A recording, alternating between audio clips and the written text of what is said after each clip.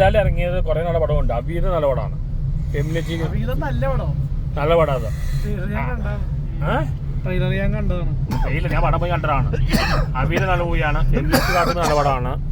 Positive മീനാക്ഷിയുടെ പടം നല്ലതാണ്. ഇന്ദ്രൻസിന്റെ ഈ രാവൺ പ്രഭു ഞാൻ ആദ്യത്തെ കാണുമ്പോഴാണ്. അവർ നല്ല പടമാണ്. പിന്നെ ഏതാണ് ഡ്യൂഡ് നല്ലതാണ്. മമ്മൂട്ടിയുടെ എനിക്ക് പഴയ മോലാണ് ഇഷ്ടം. പണ്ടത്തെ മോലാണ് ഇഷ്ടം. ഇപ്പൊ ഈ മീശ നരസിംഹശേഷത്തിലെ മോലാൻ ഞാൻ അധികം കണ്ടിട്ടില്ല. എനിക്ക് താല്പര്യമില്ല. പക്ഷെ രാവൺ പ്രഭു കണ്ടപ്പോൾ എനിക്ക് ഇഷ്ടപ്പെട്ടു. ഞാൻ പഴയ ലാലേട്ടൻ ഫാനാണ്. മീശ ഇടയ്ക്ക് പിരിക്കണം, എപ്പോഴും ചെയ്യരുതാ. പുള്ളി അന്ന് നരസിംഹവും പിടിച്ചിട്ട് 13 പടങ്ങൾ പിടിച്ചപ്പോൾ 13 പടം പൊളിഞ്ഞു പോയതാണ്. എപ്പോഴും പിടിക്കട്ടെ, ഇടയ്ക്ക് പിടിക്കണം. ഇപ്പൊ പറഞ്ഞ വരാൻ സമയമായി. ഇപ്പൊ ബോളെ മീശ വെച്ചിട്ട് കുറച്ചാളെ. കമാൽ സമയത്ത് ദിലീപ് മോഹൻലാലിനെ അനുകരിച്ചതാ. ദിലീപ് കോമഡി അനാജി അതാണ് പുള്ളിയോട് പറഞ്ഞത്. എന്തായാലും മാറ്റി പിടിക്കുന്നല്ല കേട്ടോ. കാരണം റൺവേയില് സീരിയസ് ചെയ്തതാ. ദിലീപിന് ഏറ്റവും ബെസ്റ്റ് കോമഡിയാണ്. ഇന്ന് മലയാളം സിനിമയിൽ കോമഡി പറ്റുന്ന ഏക ആൾ ദിലീപാണ്.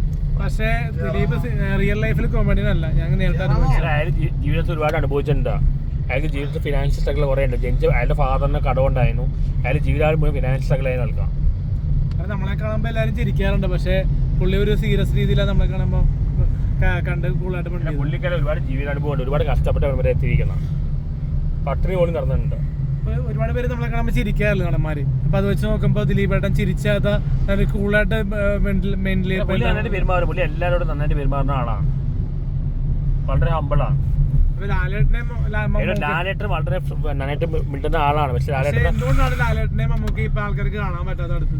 ഇവിടെ അവര് വേറെ ലെവലായി പോയി.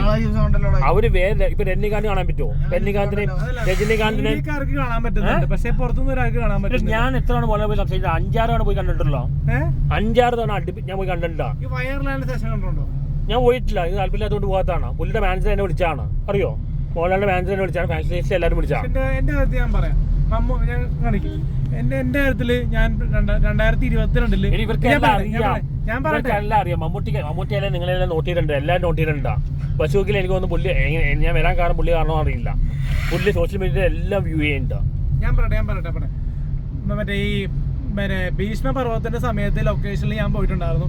അപ്പോൾ ജൂനിയർ ആർട്ടിസ്റ്റാണ് പോയിട്ടുള്ളത്. അപ്പോൾ മമ്മൂക്കനെ നേരിട്ട് കണ്ട് ഒരു കൈ കാണിച്ച് ഹായ് ബായ് ബന്ധം ഉണ്ടായിരുന്നു. പിന്നെ അത് കഴിഞ്ഞിട്ട് മമ്മൂക്ക നീയായിട്ട് ബന്ധമൊന്നല്ല പറഞ്ഞ ഹായ് കാണിച്ചു. അടുത്ത് പോയിട്ട് ബന്ധമൊന്നല്ല, ഹായ് ബായ് കാണിച്ചു. കാണിക്കാത്ത ആളാണ്. അങ്ങനെ എല്ലാവരും അടുത്ത് കാണിക്കാറില്ല മമ്മൂക്ക. അങ്ങനെയല്ല, ആട്ടി വിടുന്നല്ല. എന്നാലും ആൾക്കാർ ചൂടി കാണിച്ചൊന്നും ഉണ്ടായില്ല. എനിക്ക് നേരിട്ട് അനുഭവം ഉള്ളതുകൊണ്ടാണ്. ചോട്ടോമേട്ട് ലൊക്കേഷൻ വെച്ചാണ്. അപ്പൊ എന്നോട് പറഞ്ഞു മോനെ എന്താ മോന്റെ പേര് എന്നോട് സംസാരിച്ചാണ്.